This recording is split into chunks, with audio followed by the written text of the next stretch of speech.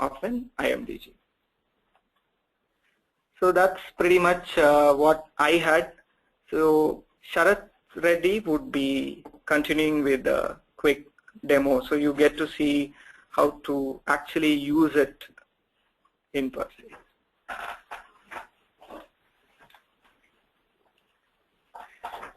All right, so it's demo time.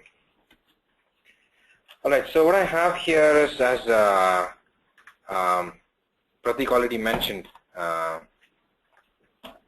we had chosen InfiniSpan as our to perform a demo, as well as we refer to InfiniSpan in most of our presentation.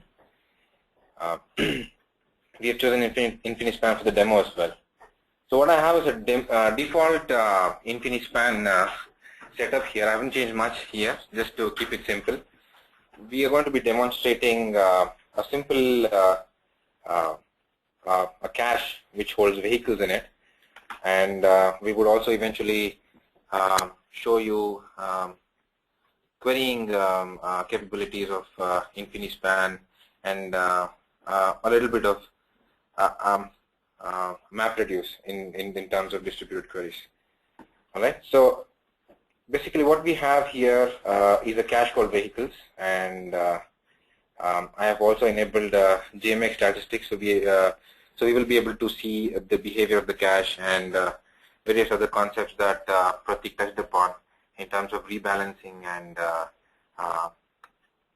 how entries are distributed across the cache. So basically, to start off with, I'll show you the domain object.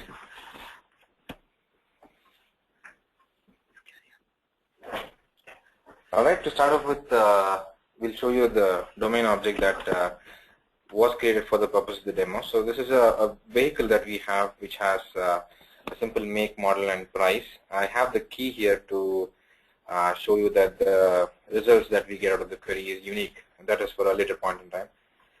And basically, I have a two-string implementation also for it to be able to see the results of the query in a more meaningful way.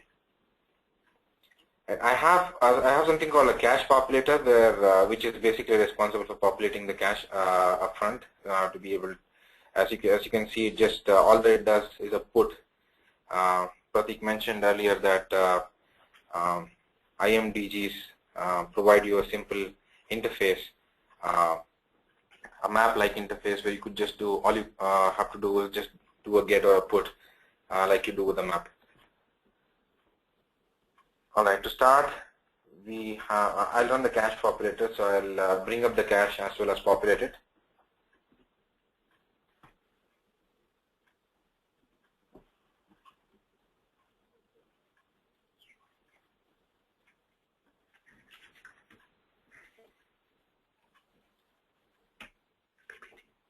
All right.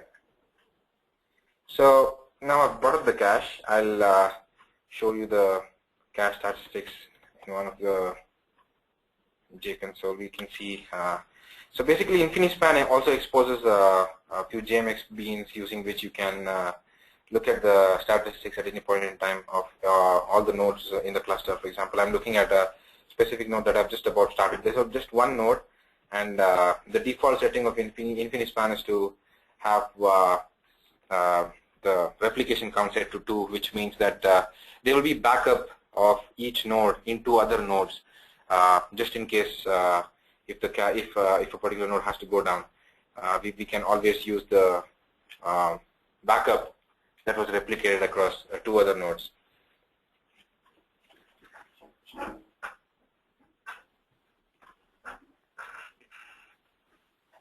All right, so there are 1063 elements, or a number of vehicles in this cache as of now. There's just one node as of now. We will start a few more to show you.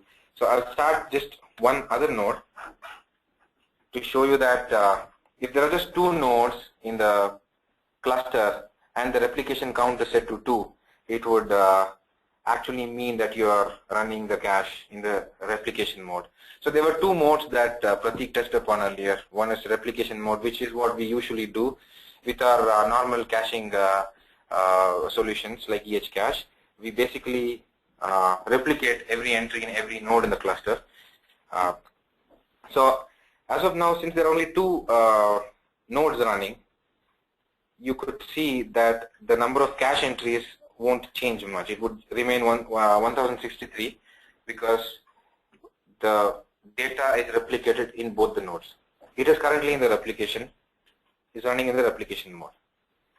You will, however, see the difference when you introduce a few more nodes in the cache.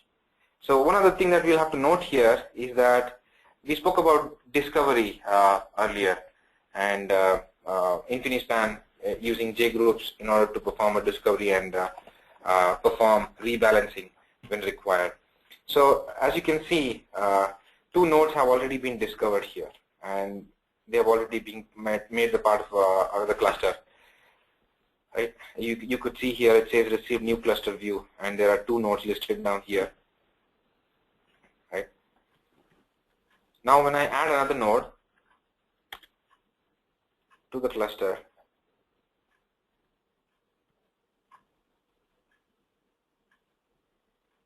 you could see that there are three nodes identified now, and all three have become part of the cluster automatically without you having to do anything at all. So now that we have three nodes, how does the balancing look? How does the number of entries in the cache look? As you can see, the number of entries in the first node that started up the cache has reduced to 697. All right. So the rest of the entries were distributed across the other two nodes, and this node will also replicate a few entries from the other two caches as well. Now, moving ahead, I'll just all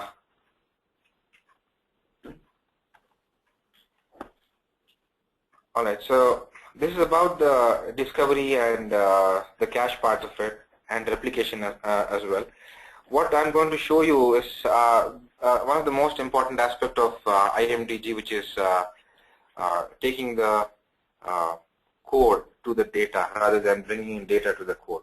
So that is one of the important aspects that Pratik touched upon towards the end of the session, MapReduce, which was to take the algorithm to the data rather than bring the data to the algorithm.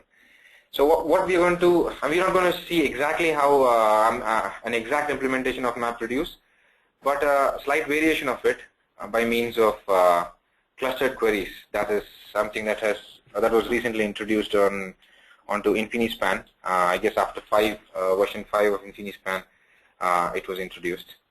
So what we're using is version 6 of InfiniSpan. I'll show you the simple query that we have. So as you can see here,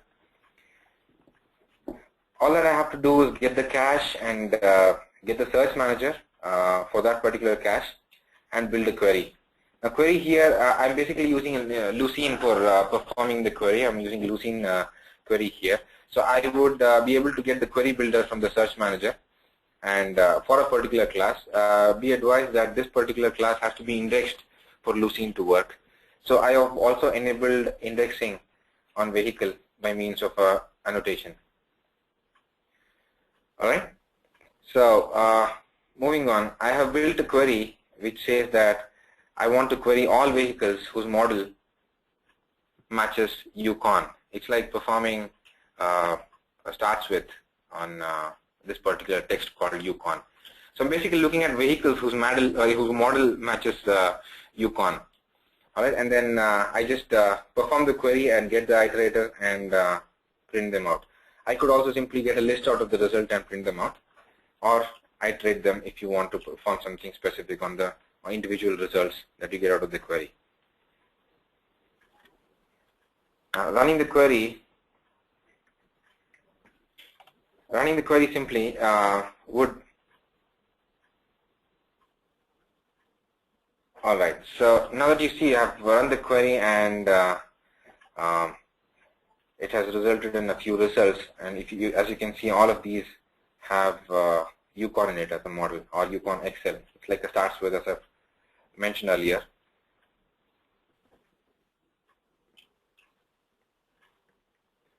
All right, so what what this has done now is, what we have done rather is that we have performed a local query on a particular node, which means that whoever receives the query is run on his own cache, and the results are got out of that particular node alone.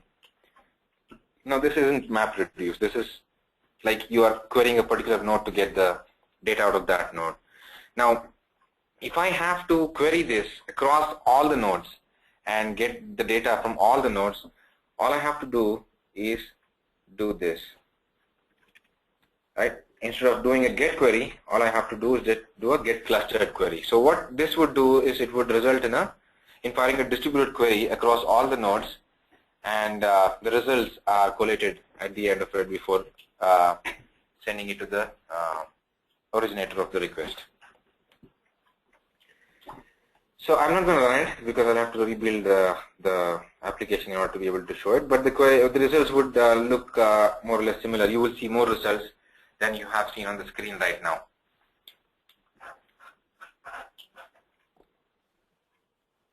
All right. So moving on.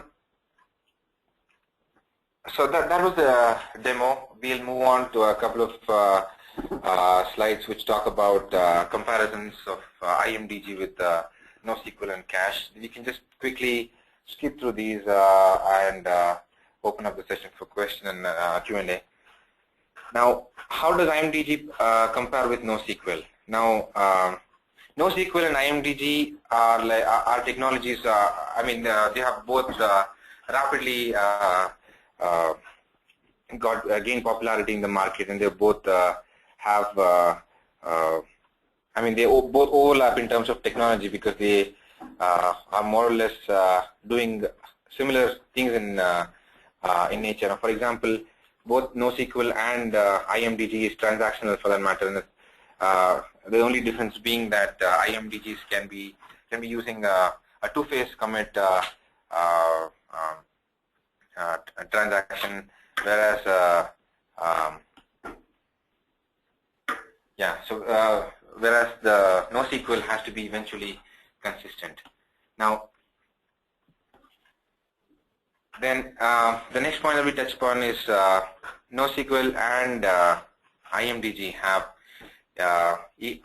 perform similar in nature when it comes to write speeds, but reads are much faster when in IMDGs compared to NoSQL. That comes from the fact that IMDG is in memory, and read speeds are going to be considerably faster from RAM than from the permanent storage or from the disk.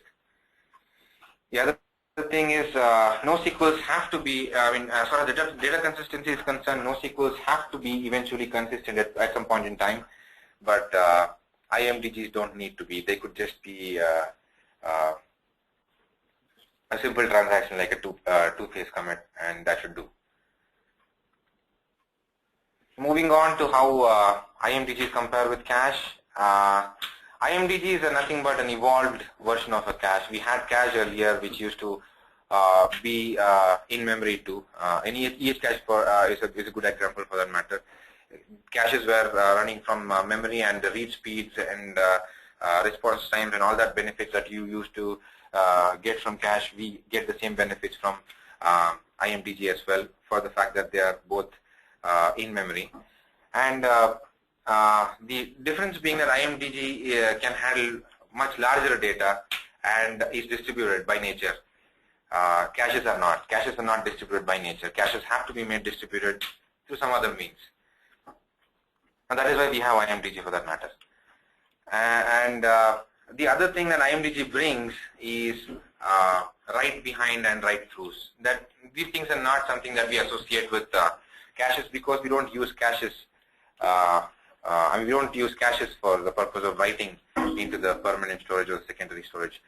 So IMDGs provide you capabilities such as write throughs, which is synchronous in nature, where an update to the cache makes sure that the update also happens in the underlying RDBMS or the file store or whatever the storage is, or write behind for that matter, which is asynchronous in nature, where the writes happen at a later point in time asynchronously and updates the RDBMS or the file store. Now that is how this IMDG compares with cache. Now, what are the factors that you will that you'll have to that influence you to choose on a solution, an IMDG solution? What are the things that you have to look at before you choose a solution? These are the main things that you could look at before choosing a solution. One is the eviction policy. There are a few eviction policies that are very well known that most of you are aware of, where whoever has used the cache for that matter, LRUs, things like that. There are other eviction policies like LIRs that have been introduced in Infinispan or other IMDG vendors. The other thing that you have to factor in is how good are the preloading techniques in the cache. Now, preloading is a term that is used to load up the cache, start up the cache with data loaded into it before the application starts or the request to the cache come in. Now, how good are the preloading techniques in the solution that you've chosen? And how good is the concurrent repartitioning? Now, Pratik spoke about rebalancing when a node has added or removed into the cluster. How well does it perform that kind of repartitioning concurrently? And what is the memory footprint of this particular solution that you've chosen is also a very important thing to factor in. And the querying capabilities, of course. Pratik mentioned about solutions, IMDG solutions which have SQL-like querying capabilities. GridGain is an example which provides you a SQL style querying capabilities. OQL is a very popular querying mechanism. Infinispan supports Lucene, and it also has its own DSL for querying. So there could be proprietary solutions for querying capabilities. It is up to you to what solution you choose based on what is maybe the ease of use or the capabilities of the querying DSL. Now that brings us almost to the end of the session. So this slide just talks about what are the usages of this of an IMDG.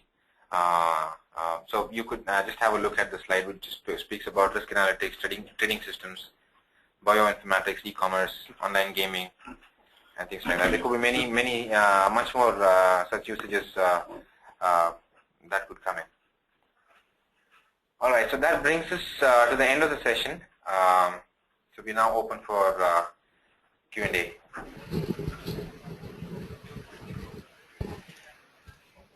Thanks for the insightful presentation. Let's quickly take up the questions now. I request you to read out the questions.